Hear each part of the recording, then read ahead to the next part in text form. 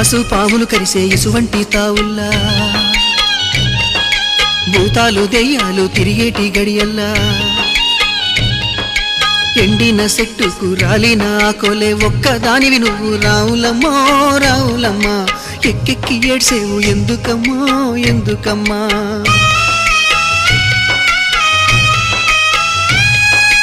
ఎట్లా చెప్పుదునయ్య నా బాధను నా నోటితో ఎవరి చెప్పేది నా గోడును నా తండ్రితో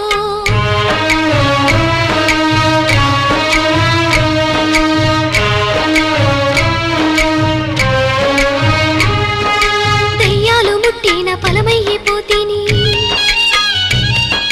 కన్నా తల్లికి నేను బరువయ్యిపోతీని నలుగురిలో మీకు నల్ల మగము చేసి ఆడపోరిగా నేను పుడితే